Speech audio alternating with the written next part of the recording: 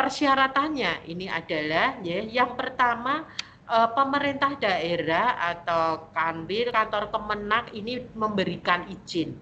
Ya, kalau pemerintah daerah tidak memberikan izin ke dinas ya untuk membuka PTM, artinya peserta didik kita tetap melanjutkan pembelajaran dari rumah secara penuh, ya, tetap PJJ secara daring.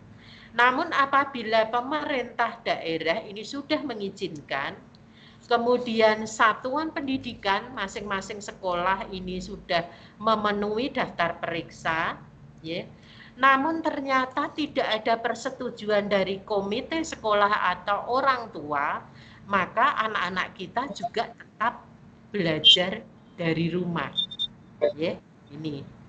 Namun apabila Pemda mengizinkan, kemudian sekolah sudah memenuhi daftar periksa, kemudian orang tua sudah setuju untuk PTM, ya, sehingga kemarin kan diminta surat pernyataan dari komite maupun orang tua yang menyatakan bahwa orang tua setuju untuk dilakukan pembelajaran tatap muka.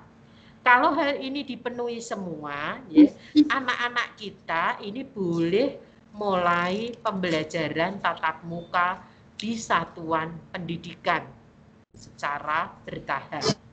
Nah, sehingga regulasi yang terakhir kemarin itu kebijakan izin atau izin dari pemerintah kabupaten kota itu tidak melihat lagi peta zonasi risiko dari Satgas Penanganan COVID nasional, ya, sehingga peta zonasi ini tidak menentukan pemberian izin untuk PTM, tergantung masing-masing pimpinan daerah dengan melihat kondisi terkait dengan wilayah masing-masing.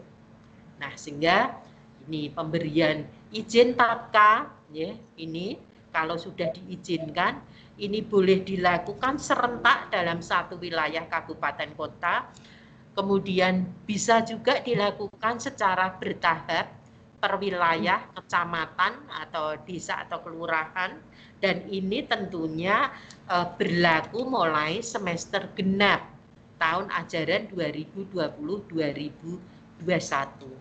Namun kondisi di Kota Salatiga, Bapak Ibu, ya, sejak Desember, ya, November Desember, ya, November itu sempat melandai kasus positif, namun Desember sudah mulai naik lagi, ya, bahkan sampai Januari. Kemarin Januari itu ada puncaknya, puncak penambahan kasus positif, ya, sampai 100 lebih itu, ya, sehingga kami sudah bersurat ke pemerintah kota, ya, namun belum diizinkan oleh Bapak Wali Kota. Nah, Ibu Bapak yang kami hormati, tentunya faktor-faktor yang menjadi pertimbangan pemberian izin untuk pembelajaran tatap muka ini ada beberapa hal, ya, yaitu yang pertama adalah terkait dengan tingkat risiko penyebaran COVID di wilayah kabupaten kota. Ya, sehingga tadi kami sampaikan bahwa kasus positifnya masih tinggi, sehingga belum diizinkan untuk melakukan tatap muka. Kemudian terkait dengan kesiapan fasilitas pelayanan kesehatan. Sehingga saat ini kami sudah menyampaikan ke sekolah, dan sekolah saat ini sudah melakukan kesiapan terkait untuk PTM, untuk pembelajaran tatap muka, ya, sehingga kami juga sudah melakukan monitoring, ya, 2 kali kami lakukan monitoring. Pada prinsipnya sebenarnya semua sekolah ini sudah siap, namun karena tingkat risiko penyebaran COVID ini masih cukup tinggi, sehingga ini memang menjadi alasan belum mendapatkan izin dari daerah. Kemudian juga kesiapan pendidikan dalam melaksanakan pembelajaran tatap muka dengan daftar periksa. Ya. Saat ini bahkan kalau di SMP 1 pun ini sudah mengisi daftar periksa sebagaimana yang ada di dalam Dapodik. Ini terkait dengan penyediaan sarana prasarana sanitasi, ya contoh tempat cuci tangan, kemudian terkait dengan termogan, terkait dengan hand sanitizer, masker, ya ini harus disiapkan oleh semua sekolah, sehingga artinya sekolah sudah siap untuk melakukan tatap muka, yaitu terkait dengan pemenuhan protokol kesehatan.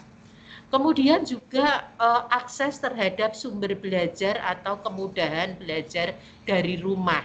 Ini pun juga harus ini menjadi pertimbangan ya ketika akan pembelajaran tatap muka. Kemudian juga terkait dengan kondisi psikososial peserta didik. Ya, saat ini anak-anak kita ini sudah jenuh, ya, sudah jenuh belajar dari rumah, ya, karena anak-anak kepengen ketemu dengan teman-temannya, anak-anak kepengen bersosialisasi, ketemu dengan bapak ibu gurunya. Namun karena kondisi yang belum memungkinkan, sehingga anak-anak ya harus tetap sabar untuk mengikuti PJJ atau belajar dari rumah.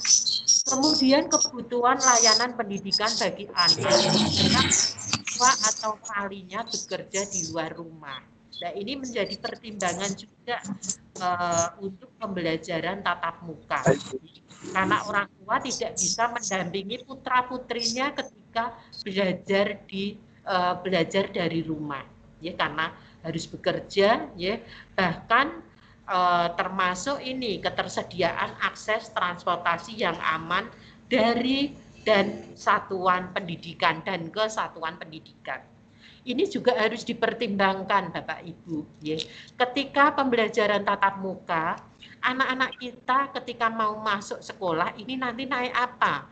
Transportasinya. Apakah diantar oleh orang tua? Apakah anak didik kita ini nanti menggunakan transportasi umum? Nah, ini perlu dipertimbangkan juga, sehingga ini menjadi faktor-faktor pertimbangan pemberian izin. Kemudian terkait dengan tempat tinggal warga satuan pendidikan.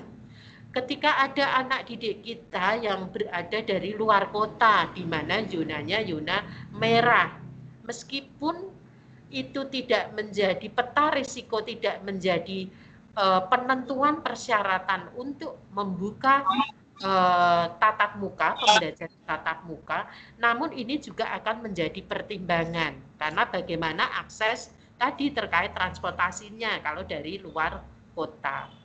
Kemudian terkait dengan mobilitas warga antar kabupaten, kota, kecamatan, dan kelurahan. Ini juga menjadi pertimbangan pemberian izin, juga termasuk kondisi geografis daerah. Ya, misalnya kondisi geografis daerahnya sulit dijangkau internet. Nah, ini perlu anak untuk diizinkan untuk pembelajaran tatap muka.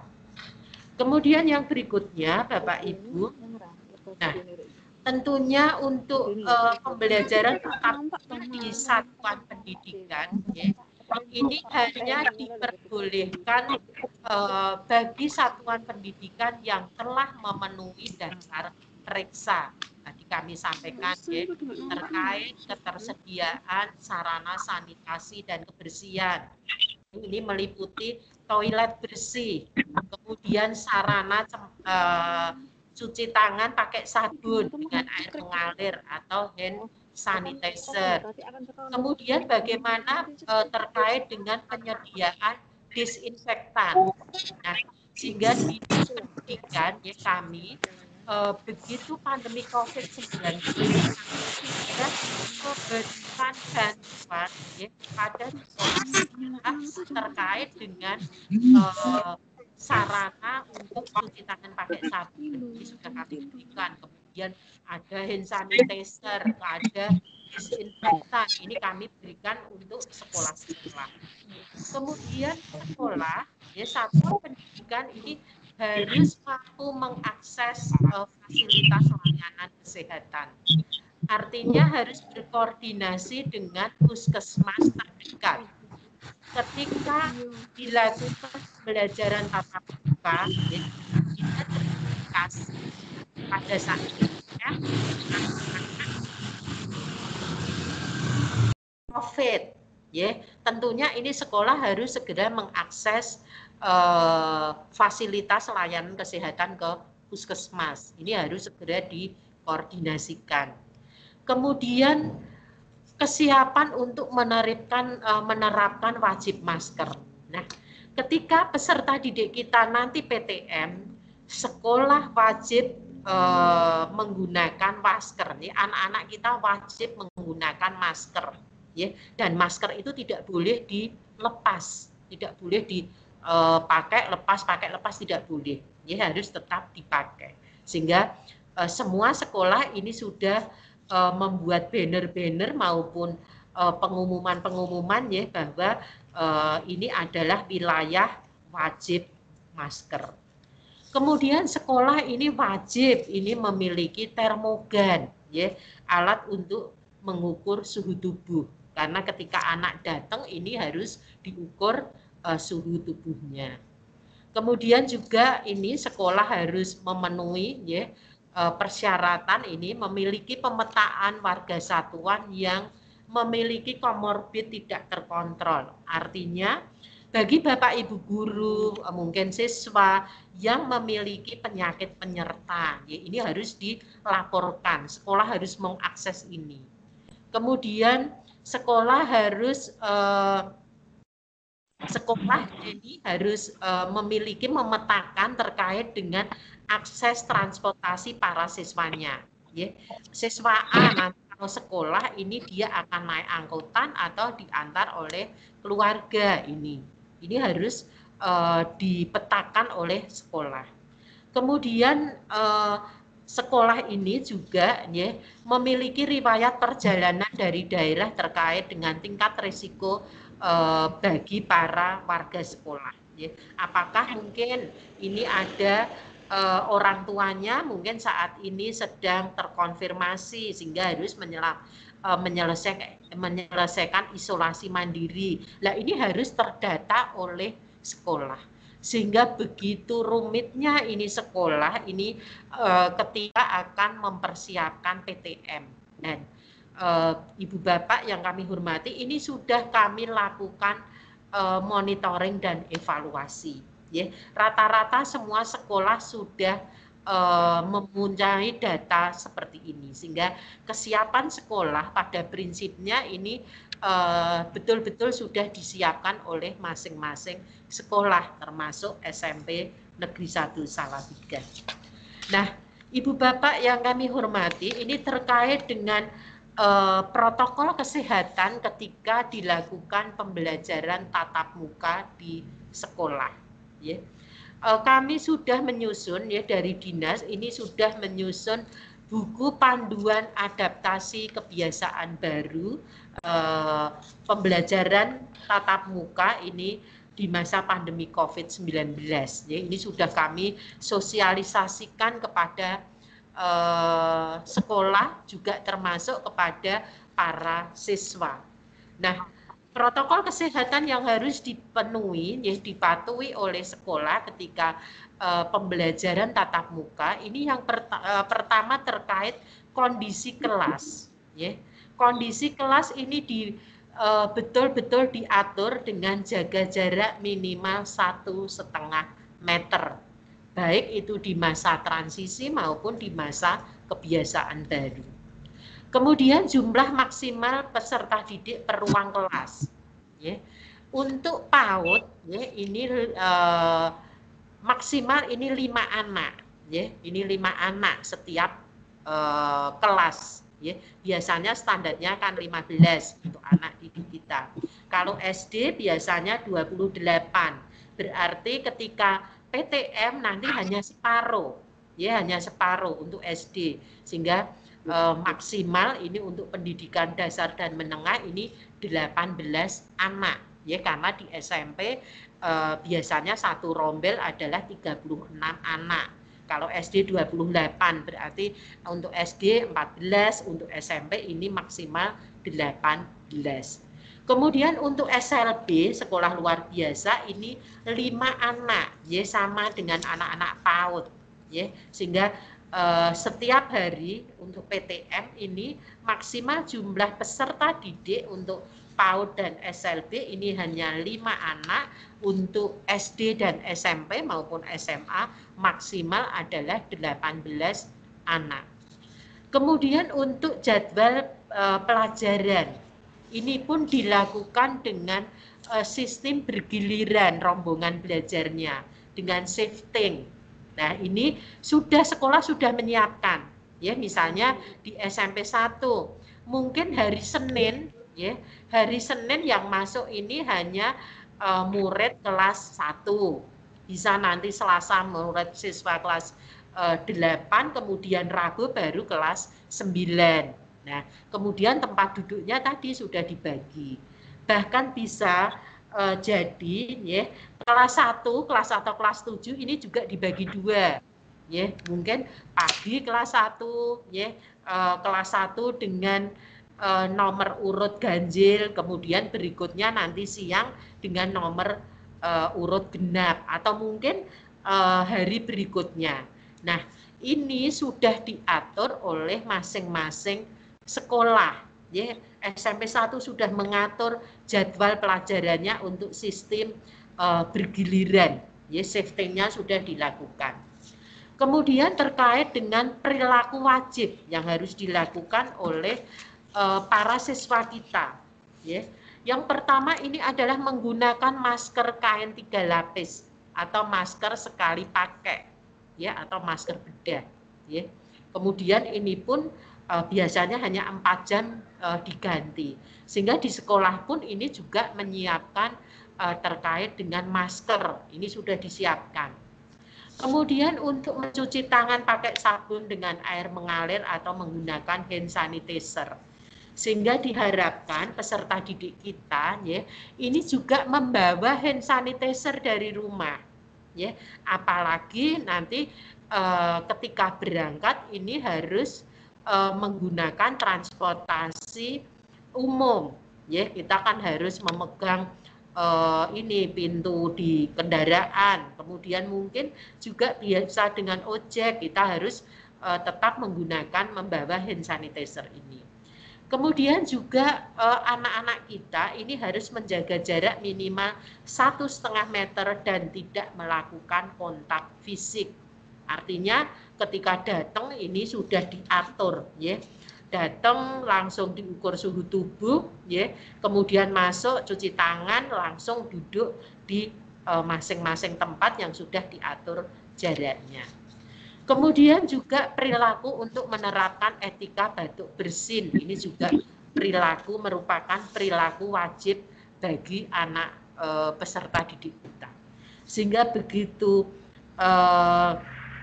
ketatnya, ya, ketika pembelajaran tatap muka ini harus dipatuhi oleh anak didik kita. Kemudian yang berikutnya terkait dengan kondisi medis warga satuan pendidikan.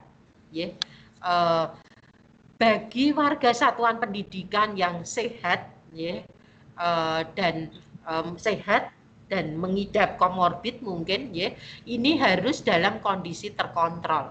Artinya kalau mungkin saat itu warga satuan pendidikan ada Bapak Ibu guru maupun karyawan yang mungkin kurang sehat, ya, dari kepala sekolah menganjurkan untuk tidak masuk sekolah, tidak masuk di hari itu, ya, sehingga harapannya kondisi warga itu betul-betul sehat, ya. Kemudian ini tidak memiliki gejala COVID bagi orang yang serumah dengan warga sekolah, sehingga anak didik kita ini juga akan ditanya apakah ada orang yang serumah ini mungkin dalam kondisi sakit. Nah, ini tentunya ini menjadi catatan bagi satuan pendidikan. Kemudian terkait dengan kantin, Bapak Ibu, ya, di masa transisi dan masa di masa transisi ini kantin tidak boleh dibuka. Ya, saat ini nanti kalau ada PTM ini sementara kantin tidak boleh dibuka sehingga peserta didik kita harus membawa bekal dari rumah. Meskipun pembelajaran maksimal ya nanti di sekolah itu hanya 3 jam. Ya, maksimal hanya 3 jam untuk masa transisi nanti. Nah, kantin boleh dibuka nanti ketika sudah memasuki masa kebiasaan baru, itu pun dengan protokol kesehatan yang ketat. Sehingga diharapkan Bapak Ibu orang tua, wali ya, ini memberikan bekal kepada peserta didik kita, membawa bekal dari rumah. Kemudian terkait dengan kegiatan olahraga dan ekstrakurikuler. Ini tidak diperbolehkan di masa transisi, ya sehingga anak didik kita ketika PTM di masa transisi nanti datang hanya memperoleh pelajaran, kemudian langsung pulang, tidak ada waktu istirahat. Waktu istirahat tidak boleh keluar kelas, ya tetap di dalam kelas. Kemudian ekskul boleh dilakukan nanti, ya setelah masa kebiasaan baru. Itu pun olahraganya ya mungkin tidak menggunakan peralatan yang bergantian. Ya contoh misalnya dengan bola basket atau voli itu tidak diperkenankan karena juga harus tetap menjaga jarak. Kemudian kegiatan selain pembelajaran ya ini tidak diperbolehkan ketika masa transisi ya sehingga misalnya ada ini perkumpulan orang tua ya dengan mengumpulkan banyak orang tua itu tidak diperbolehkan, maka kegiatan hari ini pun juga dilakukan secara virtual. Kemudian untuk kegiatan selain pembelajaran ini diperbolehkan nanti setelah memasuki masa kebiasaan baru sehingga dengan protokol kesehatan yang sangat ketat. Kemudian yang berikutnya pembelajaran di luar lingkungan satuan pendidikan ya ini dibolehkan namun dengan protokol kesehatan ya sehingga saat ini kami selalu menyampaikan mengedukasi pada peserta didik kita ya ketika mengikuti PJJ ini tolong ikuti dan patuhi protokol kesehatan ya apalagi saat ini ya pemerintah Kota Salatiga sudah memiliki juga terkait dengan protokol kesehatan dengan Perwali nomor 17 tahun 2020. Nah, Ibu Bapak yang kami hormati, tentunya kita berharap pembelajaran tatap muka ini bisa segera terlaksana. Ya, tentunya ini membutuhkan dukungan dari para pemangku kepentingan. Ya. Kami dari Dinas Pendidikan, Dinas Kesehatan, Dinas Perhubungan berharap ya dukungan baik itu dari pemerintah pusat, dari Satgas Penanganan COVID di daerah, kepada masyarakat juga kami butuh dukungan dari sekolah ya dan juga dari Bapak Ibu guru maupun dosen di perguruan tinggi dan tentunya juga dukungan dari para orang tua. Ya, PTM bisa dilaksanakan butuh dukungan orang tua. Makanya izin dari orang tua maupun komite ini sangat penting Bapak Ibu karena PTM ini masih di masa pandemi COVID-19 ya. Kalaupun Bapak Ibu orang tua atau wali tidak mengizinkan ya misalnya izin dari pemerintah kota sudah ada, sekolah sudah siap untuk PTM, namun ada beberapa orang tua yang tidak mengizinkan putra-putrinya untuk mengikuti PTM, itu diperbolehkan. Anak-anak kita tetap akan mendapat layanan pendidikan secara daring. Ya, sehingga sekolah saat ini sudah menyiapkan ya, menyiapkan apabila ini PTM, ya, anak-anak mendapatkan layanan pendidikan, apabila anak-anak tidak diizinkan, anak-anak tetap belajar di rumah, anak-anak juga tetap mendapatkan layanan pendidikan. Nah, tentunya banyak kendala-kendala yang dihadapi oleh anak didik kita ketika menghadapi PJJ. Ini luar biasa, Bapak Ibu. Ya, ada yang mungkin adanya keterbatasan kepemilikan handphone atau gawe. Ya, mungkin ada tidak semua anak ini memiliki gawe sendiri, ya, handphone sendiri, sehingga anak-anak sulit untuk mengikuti PJJ. Nah, ketika anak memiliki handphone sendiri, anak-anak bisa mengikuti PJJ, namun ketika tidak ada dukungan dari orang tua, pendampingan dari orang tua, anak-anak kita juga lama-lama akan menjadi bosan. Nah, tentunya ini perlu dukungan, perlu komunikasi, perlu kerjasama antara sekolah, antara guru dengan Bapak Ibu orang tua atau wali murid. Sehingga kami berharap Bapak Ibu, ya, kebijakan dari dinas di masa pandemi ini, ya, kami juga sudah mempunyai program terkait dengan melalui Radio Suara Salatiga, ya, belajar bersama Radio Suara Salatiga. Nanti di bulan Februari ini akan diaktifkan kembali. Kemarin mulai bulan September, ya, bulan September, Agustus, ya, ini kita sudah mulai, baik itu untuk jenjang SD maupun jenjang SMP, dengan harapan anak-anak yang tidak bisa mengakses pelajaran di sekolah ini bisa dibantu melalui radio, ya, sehingga kemudian kami juga sekolah, ya, ini juga memiliki berbagai aplikasi-aplikasi untuk mengakses layanan pendidikan, ya. Bapak Ibu guru ini sudah memiliki berbagai strategi pembelajaran. Dengan video-video pembelajaran ini sudah dilakukan oleh sekolah, terutama juga di SMP Negeri 1. Bahkan juga sekolah guru kunjung, Bapak Ibu. Ketika anak-anak kita mungkin tidak bisa mengikuti melalui PJJ, ini Bapak Ibu guru juga ada program guru kunjung. Nah, tentunya ini juga butuh dukungan dari Bapak Ibu orang tua siswa.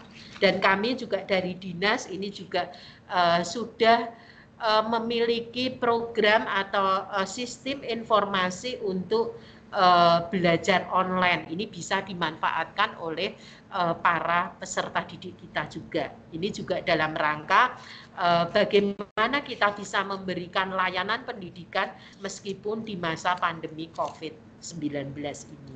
Nah, Ibu Bapak yang kami hormati, tentunya kami tidak bisa berpanjang lebar karena ini waktunya juga terbatas, ya Bu Har, ya.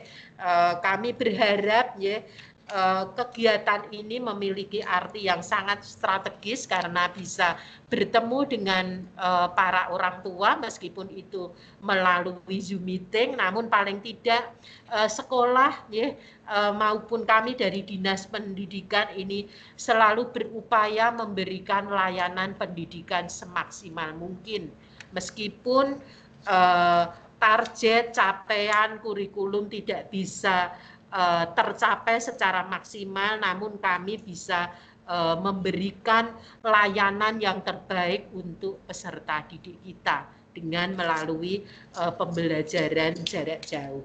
Dan tentunya kita berharap mudah-mudahan pandemi ini bisa segera berakhir dan anak-anak kita bisa kembali ke sekolah, belajar tatap muka di sekolah, ya, dengan rasa aman, ya.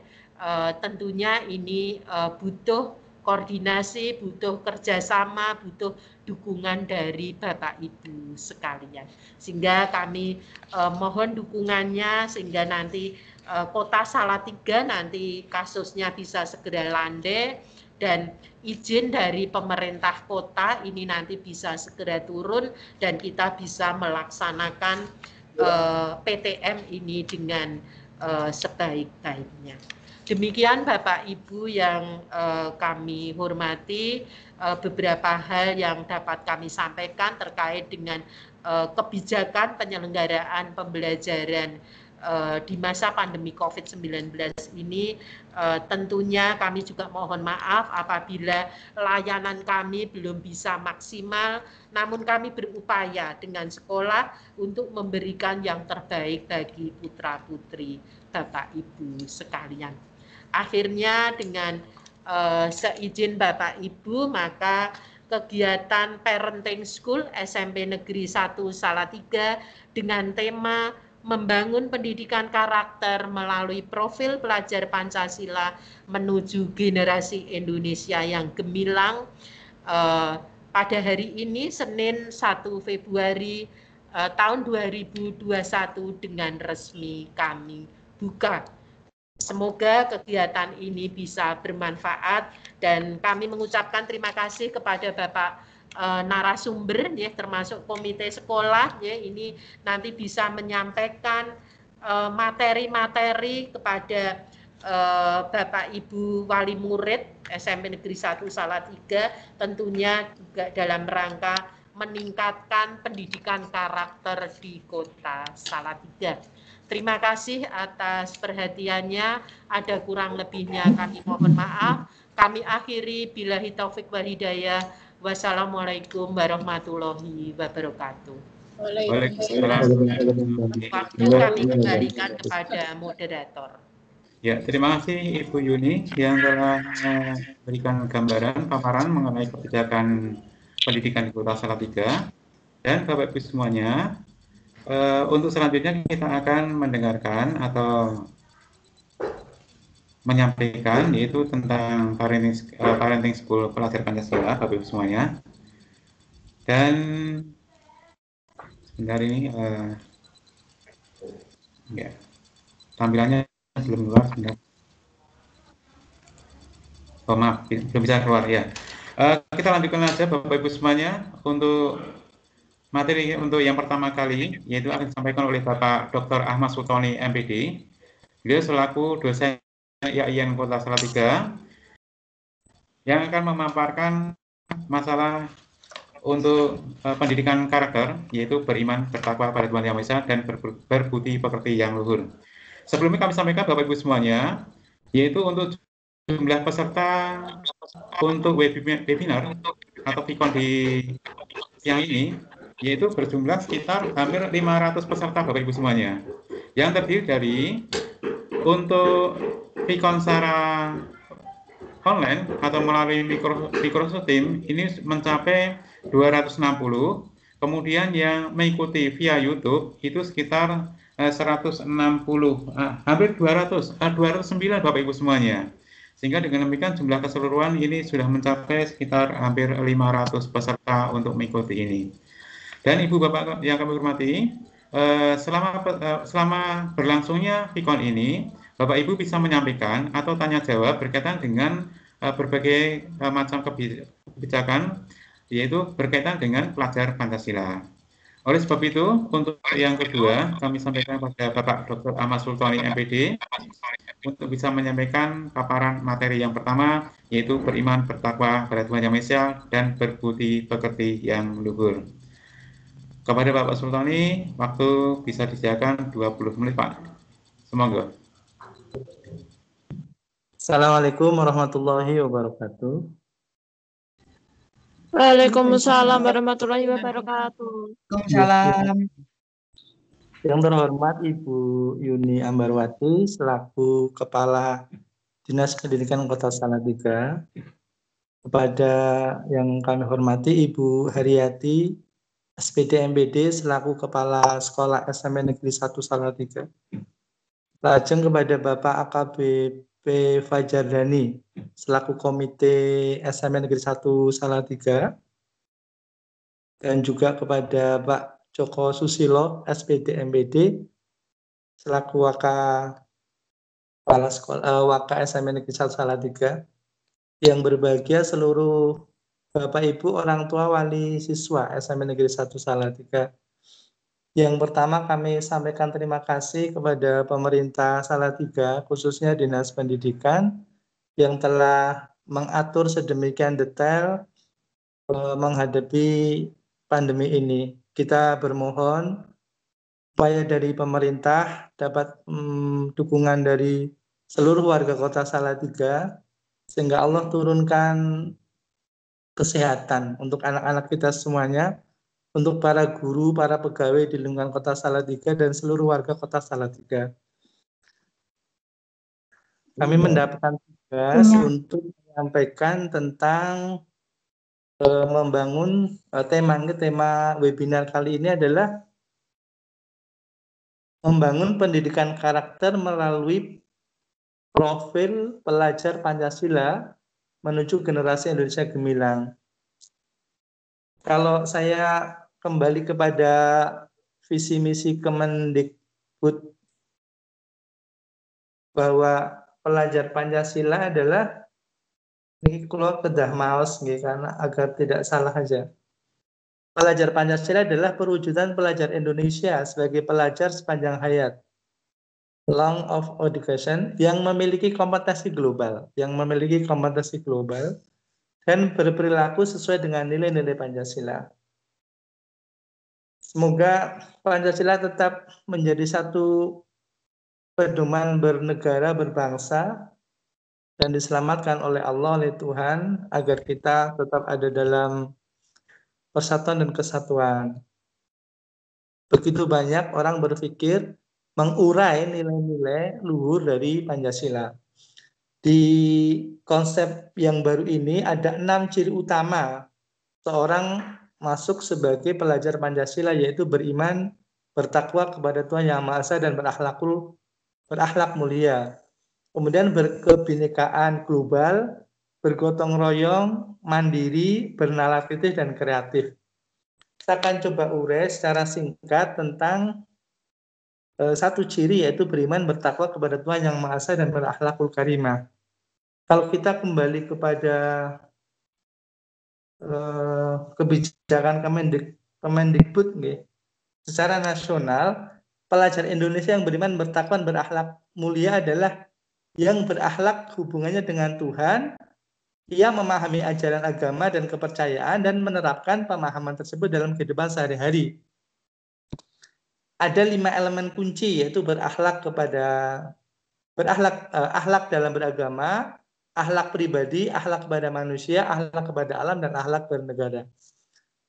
Saya tertarik dengan konsep ini karena sebenarnya ada 2 dimensi yang dijelaskan, yaitu dimensi vertikal dan dimensi horizontal.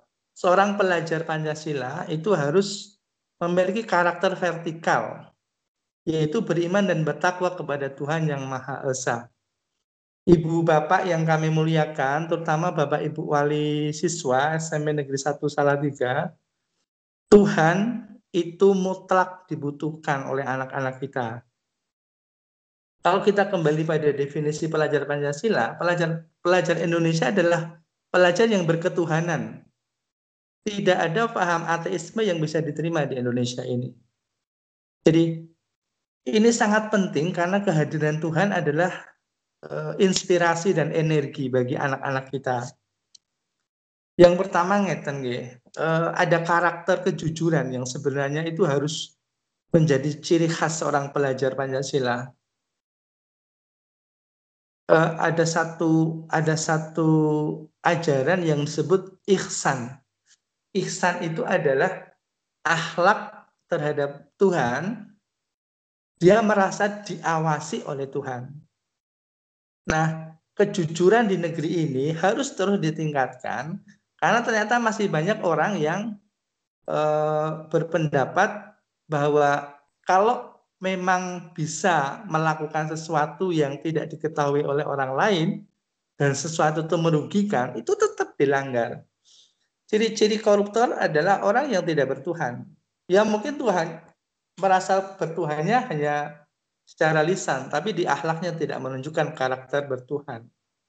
Orang yang merasa dirinya diawasi oleh Tuhan, maka tidak ada satu kekuatan pun yang bisa mengatur dia kecuali dia akan melakukan yang terbaik, karena dia adalah pengawasan Tuhan. Anak-anak kita perlu betul-betul dikenalkan bahwa dimanapun kita berada, kita selalu bersama Tuhan. Yang kedua, eksistensi Tuhan bagi pelajar itu menjadi sangat penting. Saya ada di IAIN Salatiga menemukan banyak kasus mahasiswa yang sebenarnya mereka harus mandiri, tetapi ternyata banyak yang lajeng stres, galau, putus asa, bahkan saya menemukan beberapa kasus mau bunuh diri. Setelah saya lihat dari sisi agama, spiritualnya, mereka tuh seakan kehilangan Tuhan, Ibu Bapak. Nah, kenapa banyak pelajar yang kehilangan Tuhan? Karena banyak pendidikan yang tidak menghadirkan Tuhan. Oke, SMA Negeri 1 itu diisi oleh anak-anak yang cerdas secara nalar, secara intelektual, tetapi perlu ditingkatkan kecerdasan spiritualnya. Ketika seorang anak mendapatkan nilai bagus, itu memang dari hasil belajarnya. Tapi ingatlah bahwa ada kekuatan lain, mungkin bisa berupa doa orang tuanya, mungkin bisa berupa kekuatan cinta dari Tuhannya. Jadi kesuksesan seseorang itu tidak bisa lepas daripada campur tangan Tuhan. Bahkan itu yang menentukan apapun kesuksesan kita. Semakin sering kita mengenalkan eksistensi Tuhan kepada anak kita, maka anak kita akan bergerak tanpa meninggalkan Tuhan. Nah, di karakter horizontal, dari keyakinan kepada Tuhan itu, ada beberapa panduan bagaimana mengimplementasikan. Jadi, karakter vertikal itu harus diterjemahkan atau dibumikan di amalia secara horizontal. Yang pertama, akhlak beragama. Bapak Ibu wali murid yang kami muliakan, bisa nggak nih kita sekarang menyampaikan ajaran ibadah kepada anak-anak kita itu bukan sebagai kewajiban, tetapi sebagai kebutuhan. Anak-anak kita itu kadang masih terbebani, kita harus menyisihkan waktu untuk menghadap kepada Tuhan. Padahal misal di orang Islam, 5 menit kali 5, di sholat 5 waktu, itu adalah kunci dari 24 jam.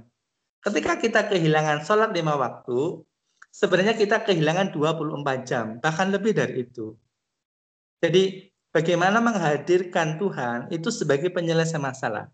Bagaimana menghadirkan ajaran agama sebagai penyelesaian masalah.